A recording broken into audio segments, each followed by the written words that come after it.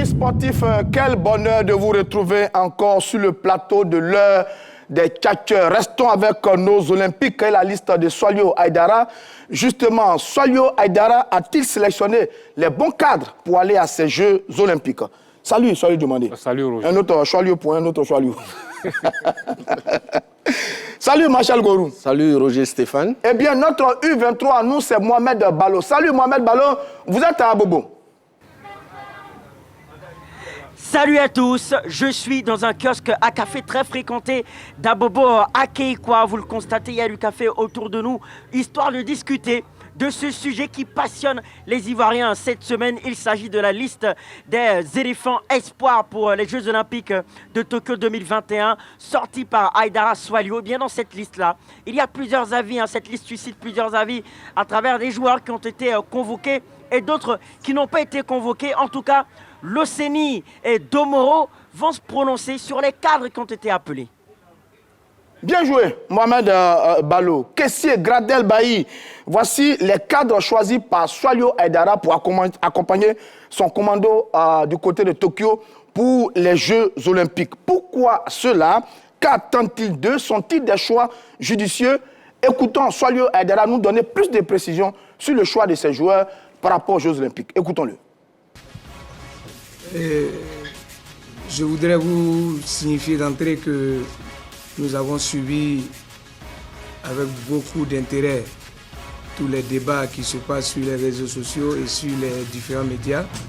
Nous pensons que c'est normal, mais soyez sûrs que ce soit en bien, que ce soit en mal. Je pense que nous, au niveau de l'encadrement technique, tout ce que vous dites doit être utilisé pour créer davantage de motivation chez ces jeunes-là, de qui nous entendons beaucoup.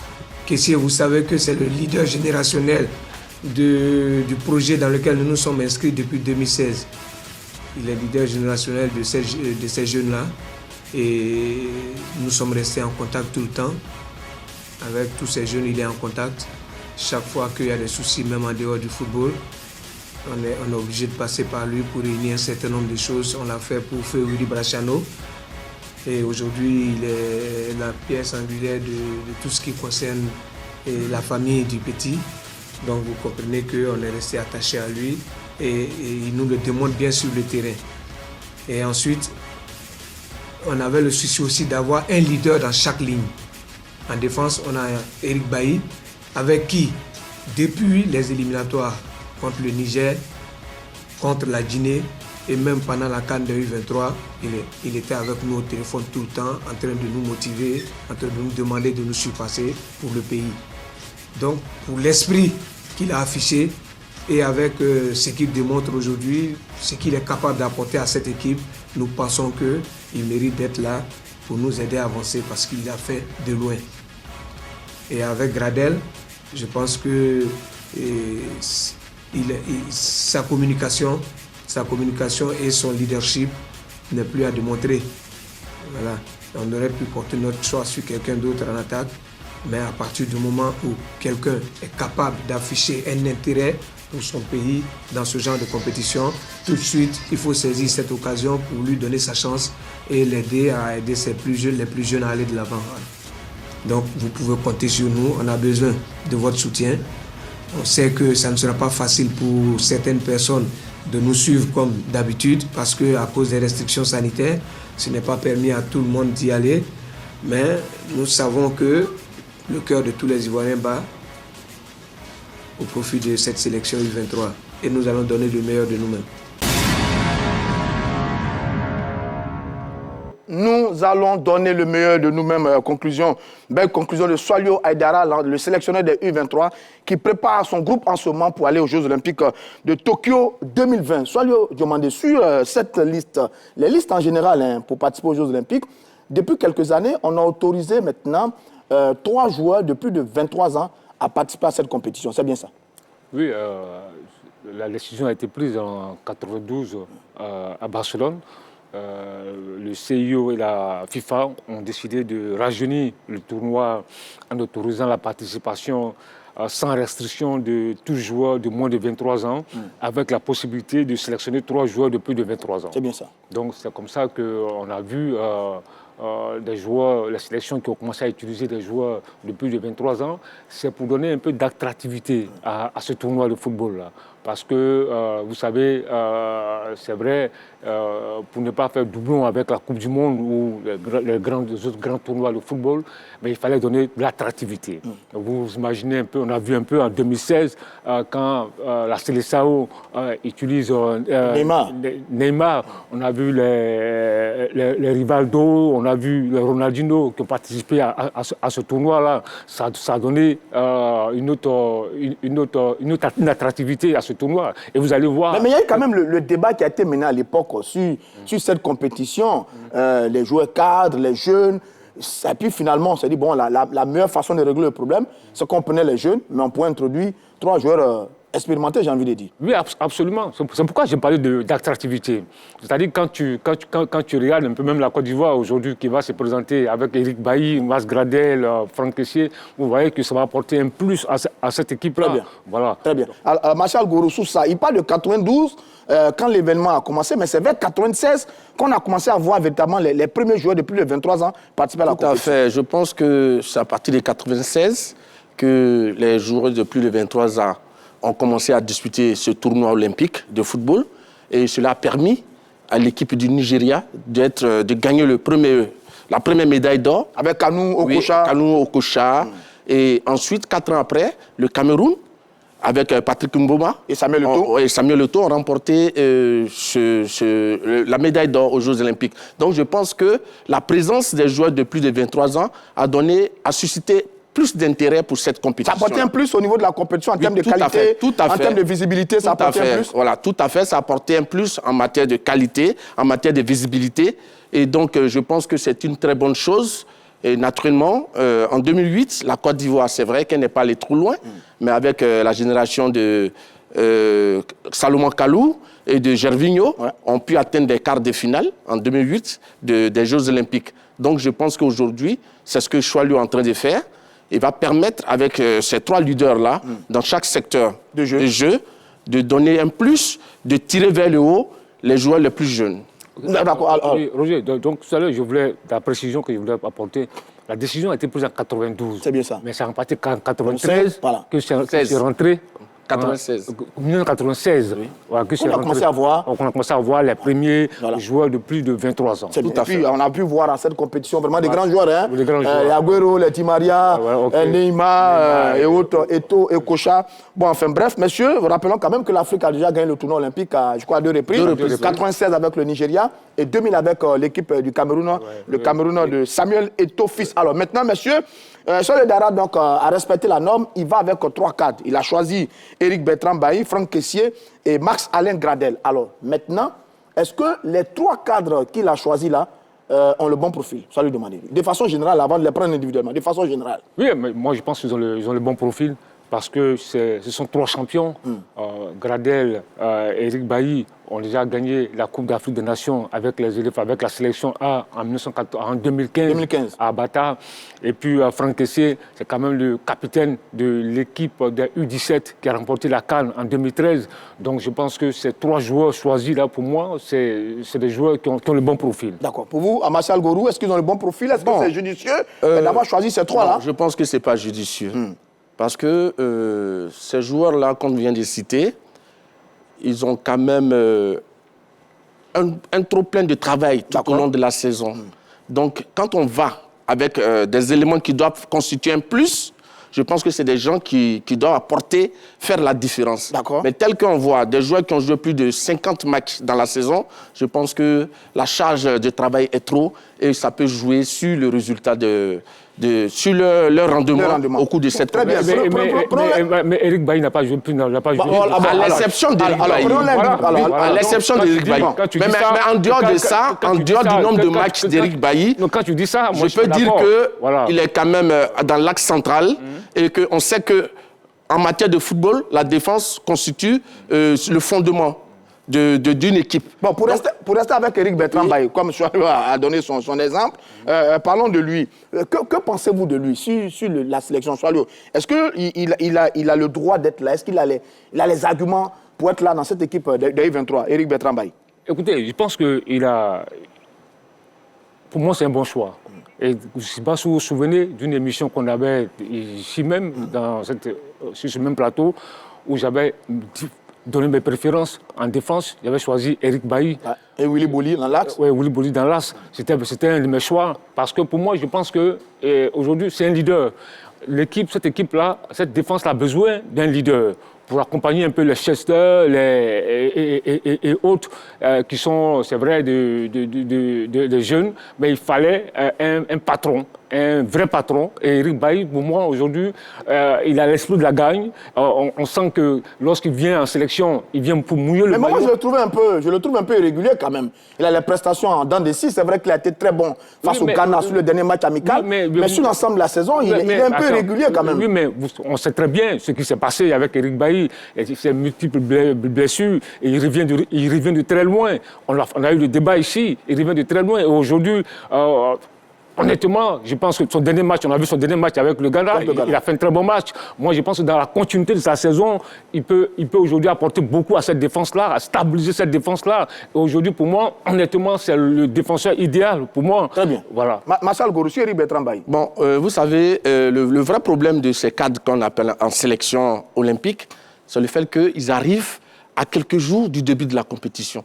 Donc ça peut poser un problème de complémentarité. Absolument. Et surtout Éric Bertrand Bailly qui est dans l'axe, il n'a pas cette habitude de jouer avec ceux qui constituent le statut défensif.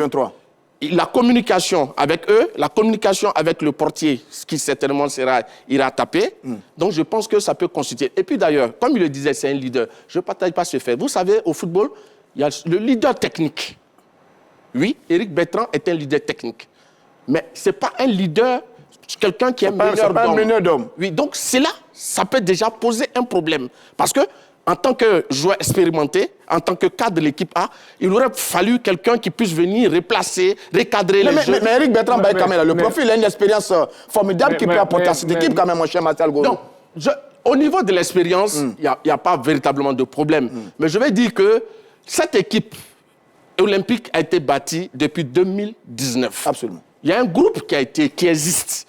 Et donc, avec l'introduction d'Éric Bailly, je pense qu'au niveau défensif, ça va casser une ossature la dynamique. Et là, ça risque de poser problème. Oui, mais moi, je pense que je suis quand même surpris de tes propos.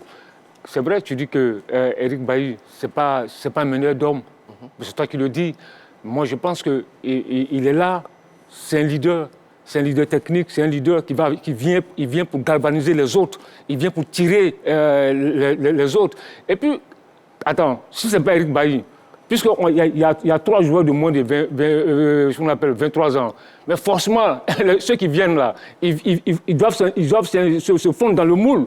Donc forcément, ça va poser un problème. Si ce n'est pas Éric Bailly, que ce soit, je dis n'importe quoi, Ousmane Vieira ou, comme on appelle, Boly. Mais je dis en plus,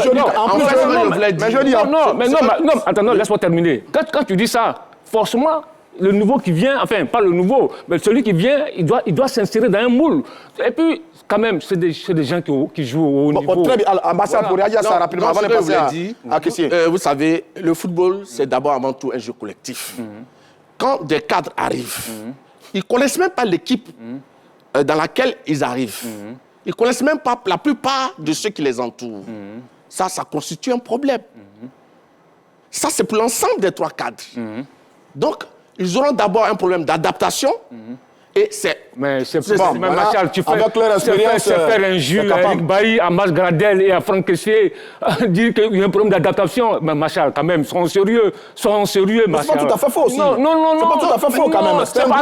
C'est pas Éric Bailly, tu veux parler d'adaptation dans cette équipe-là, ou à Mas Gradel, ou à Franck Kessié. Non. Bon, alors, allons-y maintenant pour Franck Kessié. Oui. Au milieu de terrain, on a fini avec le défenseur qui est Éric Bertrand Bailly. Allons-y pour Franck Kessié, capitaine, tout ça, grand patron, enfin je dis capitaine, pas capitaine des éléphants, c'est Jourier, mais vraiment grand patron. Lui aussi, il a été appelé. Est-ce que Et, bon, voilà, capitaine sur le terrain. Est-ce qu'il a le profil pour être dans ce groupe-là, Franck Kessié? Non, mais tout à l'heure, le sélectionneur a dit que c'est le leader générationnel. Je reprends ses propos. Mais je pense qu'il a le profil pour faire partie de cette équipe-là. C'est vrai que je sais qu'il va évoquer tout à l'heure le trop plein de matchs qu'il a disputé. Ça, c'est clair. Hein? Ouais, qu'il a disputé 47 matchs. Il a été 43 fois titulaire avec le Milan C. Il a marqué 14 buts. Moi, je pense, s'il a lui-même a décidé de venir, c'est que physiquement, il va répondre présent. Mais vous conviendrez avec moi qu'il est fatigué. On doit le reposer un peu, ce Kessié. Il ne va pas jouer tous les matchs de toute la compétition. Attends, mais c'est vous qui le dites. Le joueur, le concerné même, veut jouer le tournoi. Le concerné veut jouer le tournoi. Le concerné, s'il était fatigué, il avait dit non, je suis fatigué, je suis vraiment fatigué, excusez-moi, je ne peux pas participer au tournoi. Mais lui-même, il a envie de participer au tournoi. Donc, où est le problème de fatigue? Donc, il va apporter un plus à cette équipe de Côte d'Ivoire. Très bien. Voilà. Non, le fait que Franck Kessié veuille participer au tournoi, ça peut être pour un challenge sportif. Ouais. Parce qu'il n'a jamais joué le palmarès. Le CV. Mais en dehors de ça, Choilot sait pertinemment que la fatigue constitue un danger pour la santé des footballeurs. Absolument. Et ça, c'est connu de tous. Franck Kessié, qui a disputé plus d'une cinquantaine de matchs tout au long de la saison avec le Milan, et qui a disputé près de 10 matchs avec les éléphants, 6 en éliminatoire de la CAN 2022 et 4 matchs amicaux, je pense que la charge de travail est trop. Plus de 60 matchs disputés. La charge de travail est trop. Et puis, il y a un autre problème. Franck Kessié, lorsqu'on sort des JO, il faut retrouver les clubs. Absolument. Qui reprennent en Europe en août. Ensuite, la sélection. Il y a un autre challenge important qui vient avec les éléphants, le challenge des éliminatoires de la Coupe du Monde 2022. Au mois de septembre. Mais quand quelqu'un se retrouve avec ce genre de challenge qu'il attend après, non seulement il est fatigué, parce que celui qui est fatigué, qui ne répond, dont le physique ne répond plus, même s'il a le talent, la technique, il ne pourra pas donner le meilleur de lui. Mais sportivement, il peut tout apporter. C'est un vrai patron, c'est le meilleur joueur. Le meilleur joueur qui arrive à une compétition aussi importante, vraiment avec les retours. Souvenez-vous, le dernier match des éléphants au Ghana. Mais nos cadres n'ont pas été aussi brillants. Parce que quelque part, ils étaient un peu fatigués. Quand les Ronaldo, les Messi jouent près de 50 matchs, 60 matchs, personne n'écrit au scandale.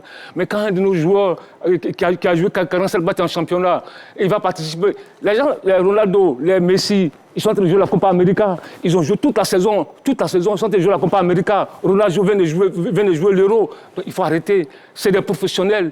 Aujourd'hui, si Franck Kessié, qui veut participer à ce tournoi-là, je pense que c'est qu'il a envie de participer. Mais si on ne fait pas attention, on va le griller aussi. On va le griller aussi pour les éléphants. Si on ne fait pas attention, on va le griller aussi pour les éléphants, mon cher Soleil du Mali. Si on ne fait pas attention. Je voulais dire quelque chose. C'est vrai, les Ronaldo ont joué de nombreux matchs. Mais vous savez, ces sélections-là, des pays dont ils parlent, il y a tout un environnement autour de ces sélections. D'abord, la Côte d'Ivoire. On va à cette compétition sans même un seul match de préparation. Ça, on l'a dit. Ça, c'est d'abord quelque chose qui n'est pas à l'avantage de nos cadres qui vont avec ces joueurs. Peut-être même que s'ils avaient eu peut-être 2 matchs ou 3 matchs amicaux, j'aurais pu... Il y a des matchs, il y a la préparation où on peut atténuer le travail qui a été fait tout au long de la saison. Mais les éléphants, pour la récupération. Oui, pour la récupération. D'accord. Alors, très bien. Soit vous allez répondre après. On va aller à Bobo retrouver Mohamed Ballo et on revient pour parler de Marcelin Gradel et la suite de ses cadres dans cette équipe de U23. Allez-y, mon cher Mohamed Ballo, c'est à vous de jouer. Je suis avec Loseni et Domoro. Alors, Loseni, est-ce que les cadres que tu as appelés vont nous permettre de remporter les Jeux Olympiques? Oui, moi je pense parce que ces cadres ont beaucoup d'affection, ils ont beaucoup duré dans ce métier. Hein. Ce n'est pas aujourd'hui qu'ils sont dedans. Le fait de voir les grands déjà dans une équipe, on peut encourager les petits à prendre le courage et à avancer pour les Jeux 2021 à 2022. Non, moi je ne suis pas d'accord avec mon vieux père Loseni. Hein. Mon vieux Loseni, il faut savoir qu'en football, il y a aussi le cœur qui joue. C'est pas parce que tu as duré dans l'équipe nationale. On voit les caissiers quand ils viennent jouer, ils portent les coachs culottes, on dirait les basketteurs, les baillis, tout le temps blessés et tout là. Donc moi je pense qu'on pourrait appeler d'autres joueurs comme Ibrahim Sangaré, pourquoi pas. Et puis, eux vont se faire connaître aux yeux des Ivoiriens. Parce que ceux-là, comme ils sont déjà connus, donc ils viennent, ils font le malin. Moi, je pense qu'on devrait les laisser cette génération, mais puis appeler d'autres joueurs pour faire avancer notre équipe nationale. Voilà. Non, moi, je ne suis pas d'accord avec toi, Olivier Père. Voilà. Bon, d'accord. Moi, à mon avis, je pense que ces joueurs sont vraiment importants parce que ce sont des joueurs qui ont duré dans les métiers. Et vraiment, ils peuvent apporter beaucoup d'affection aux jeunes qui ne sont pas trop expérimentés dans le métier du football. Alors, vraiment, moi, personnellement, je pense que le fait d'appeler ces joueurs pour venir renforcer l'équipe nationale, là, vraiment, moi, ça me fait un plaisir pour moi. Ce n'est pas les, je suis désolé, ce n'est pas les ceux qui ont duré dans l'équipe nationale de Côte d'Ivoire. Il y a beaucoup de personnes, quand les Ivoiriens maîtrisent peu, c'est parce que ceux-là sont tout le temps à Abidjan, ils sont ici. Et justement, ils vont faire que peut-être que les jeunes frères, les jeunes éléphants qui ont envie de démontrer leur talent, auront justement peur pour jouer le football. Donc ils pensent que ces jeunes-là, on doit les ignorer, les bailler ou autres là. C'est vrai, quand ils ont duré, mais il y a un temps pour eux. Il y a aussi un temps pour d'autres joueurs qui sont là pour démontrer leur football pour la nation. Voilà. Oui, alors, ce que tu dis, mon frère, vraiment, je suis vraiment d'accord avec toi aussi parce que en matière de football, chacun a son avis. Mais moi, à mon avis, je préférais ces joueurs pour renforcer l'équipe nationale, pour pouvoir aller aux Jeux 2021 à 2022. Et je pense que l'équipe nationale, au fur et à mesure que les grands seront là pour encourager et diriger les petits sur le terrain, vraiment, l'équipe pourra aller de l'avant et pourra aller aux Jeux.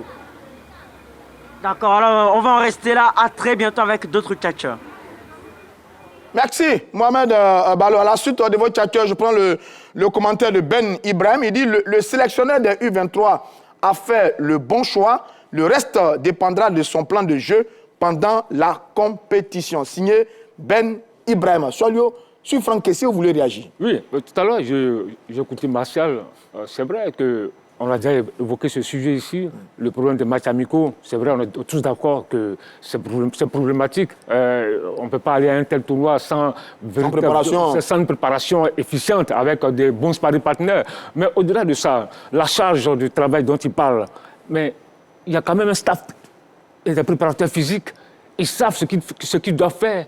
Comment remotiver ces garçons-là? Comment les retaper? Est-ce que c'est suffisant en si peu de temps? Non, mais attends, entre 5 et le 15 juillet. Mais attends, on n'a que 10 jours seulement.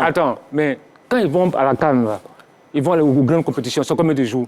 C'est quasiment la même période de 2 semaines, 10 jours, 15 jours de préparation. Voilà. Donc là, c'est là que le staff technique, c'est là que les préparateurs physiques ont un rôle important à jouer. Voilà. Parce qu'une sélection, ce n'est pas seulement des joueurs, c'est un staff. Il y a un préparateur physique, un préparateur des gardiens. Il faut voir à quel niveau tel joueur a été. Il faut voir parce que les joueurs n'ont pas eu le même temps de jeu. Donc chaque joueur est un cas spécifique. Donc là, l'importance du préparateur physique. Très bien. Alors maintenant, rapidement, parce qu'il y a Mas Gradel aussi qu'on doit voir. Je veux dire que la question qu'on nous pose ici, est-ce que c'est des choix, les bons choix? Je pense que non, parce que je pense que dans cette équipe-là, chez les cadres, chez les éléphants, il y a encore des gens plus jeunes. Voilà, parlons des Gradel pour voir un peu, après, ce qu'on aurait pu appeler dans cette liste par rapport au cadre. Max-Alain Gradel, lui, 33 ans, lui joue sur le front de l'attaque. Est-ce que lui aussi, son choix est judicieux? Bon, Max Gradel, c'est vrai, il a de la volonté. Mais Max Gradel aussi a eu une saison assez remplie. Et avec son âge, vous savez, cette compétition est réservée aux gens de moins de 23 ans et ça va vite. Est-ce qu'il pourra tenir le rythme? Bon, ça c'est une autre question. Max-Alain Gradel, salut Dumani. Écoutez, moi je n'ai pas d'inquiétude pour ce garçon parce que c'est un joueur qui a démontré l'envie, la détermination de toujours porter les couleurs de l'équipe nationale de Côte d'Ivoire. Depuis le 5 juin 2011, qu'il a disputé son premier match avec l'équipe A. Et moi, je n'ai pas encore vu un match où Gradel, il a souvent raté des matchs. Mais il est un peu vieillissant quand même. Attends. Oui, il est un peu vieillissant aussi. Mais vieillissant, vous savez, c'est là le drame. Aujourd'hui, on parle d'utiliser des joueurs de plus de 23 ans. On choisit Mas Gradel, vieillissant par rapport à quoi? Est-ce qu'aujourd'hui, il n'est pas performant. Ses dernières prestations avec l'équipe nationale ont été mauvaises. Ouais, il a été très bon. Il a été très bon. Donc le problème d'âge ne se pose pas. C'est pourquoi je disais tout à l'heure que le préparateur physique, le staff, aura un rôle important à jouer. Dans la préparation des hommes. Voilà. Maintenant, la multiplication des matchs, c'est autre chose, hein, mon cher Soalio Doumani. Je prends le commentaire de Darius Djalega. Il dit ceci: non, il n'a pas appelé Boga, Aller, Crespo et Koulibaly pour finir sur Max Alain Gradel. C'est quand même le meilleur éléphant hein, sur les derniers matchs qu'on a vus. Lui, sa présence là, ça va être le grand leader, le grand frère qui va conduire tout le groupe, hein, mon cher Marcel Gorou. Oui, c'est vrai, c'est un leader naturel. Parce qu'il a cette manière de savoir conduire la troupe. Mais ça ne suffit pas. Ce n'est pas le seul élément important au football. Max Gradel, c'est vrai, quelqu'un qui a sa volonté. Mais quelqu'un qui a la volonté, lorsque la machine, la fatigue compte, je pense que la personne ne peut plus être performante comme il se doit. Voilà le problème qui se pose. D'accord. Sinon, on ne doute pas de la qualité du joueur. Oh, très bien. Mais chose, Marshall, au-delà des joueurs de plus de 23 ans, il y a des joueurs qui ont moins de 23 ans, qui ont disputé 45 matchs, 35 matchs. Donc, ceux aussi, on ne doit pas les appeler en équipe nationale. Parce que le problème, je t'ai dit, le haut niveau, un joueur qui joue 45 matchs, 40 matchs dans une saison en championnat, mais c'est une très bonne moyenne. Il n'y a pas de problème. Tout à l'heure, j'ai pris le cas de Ronaldo, de Messi qui disputent 60 matchs. Il n'y a pas de problème. Bon, très bien, on vous a compris. Voilà. On va laisser les trois anciens. On va s'intéresser à un petit groupe là aussi, hein, composé de Kwame Christian, qui a été appelé également, qui est avec les A. Le petit Amad Diallo, qui a été appelé également, qui est avec les A. Bayo Vakoum, qui a fait une sortie également avec les A. Qu'est-ce que vous pensez rapidement de ces trois-là? Écoutez, je pense que d'abord, je prends Bayo Vakoum et Kwame Christian. Ils sont dans le groupe. Ils ont participé aux éliminatoires de ces JO-là. C'est des éléments qui font partie du groupe. Bayo Vakoum, c'est vrai qu'il a été blessé pour le tournoi au 2019. Caire, mais il a fait une bonne saison. 35 matchs avec le Celtic de Glasgow. Il a marqué 12 buts. Je pense qu'il a 24 ans. Ouais. Je pense qu'il est frais. Il peut apporter beaucoup. C'est une vraie pointe. Kwame Christian. Kwame Christian, c'est aussi la même chose. 23 ans, qui évolue à la Fiorentina, qui a disputé 36 matchs. Il était 11 fois titulaire. C'est vrai qu'en termes de but, il a été souvent blessé, mais il est revenu à un très bon niveau. Maintenant, Diallo Ahmed, lui, c'est l'avenir, quoi. C'est l'avenir. Sur lui, le petit dernier, Ahmed Diallo. Je pense que c'est un cheminement normal. C'est des jeunes espoirs du football ivoirien. C'est vrai, ils sont avec les A, mais je pense qu'aujourd'hui, cette compétition va leur permettre de confirmer tout le bien qu'on pense d'eux.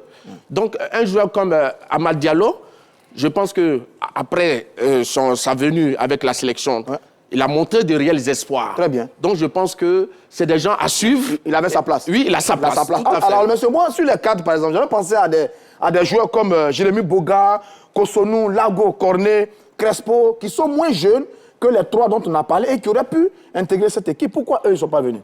Oui, absolument. Mais vous voyez, la difficulté, d'abord, le sélectionneur ne peut pas appeler tout le monde. Absolument. Ouais. Ça, c'est un. Deuxièmement, les clubs qui ont fait des difficultés pour libérer certains joueurs. Regardez un des cadres de l'équipe, qui pour moi, c'est Sangaré Ibrahim, avec le PSV qui a carrément refusé, alors que c'est l'un des patrons de cette équipe-là. Mais malheureusement, il ne sera pas là. Vous imaginez un peu une paire, caissier, Sangaré Ibrahim dans l'As. Dans le milieu de terrain. Dans le milieu de terrain de la Côte d'Ivoire. D'accord.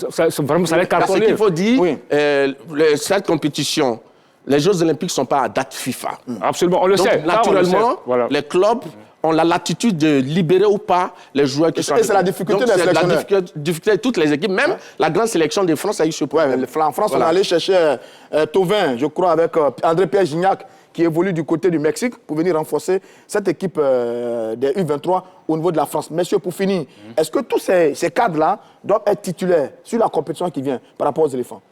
Écoutez, franchement... Tu ne peux pas faire venir Bailly et puis le laisser sur le banc. S'il est en forme, s'il n'est pas blessé, tu l'utilises.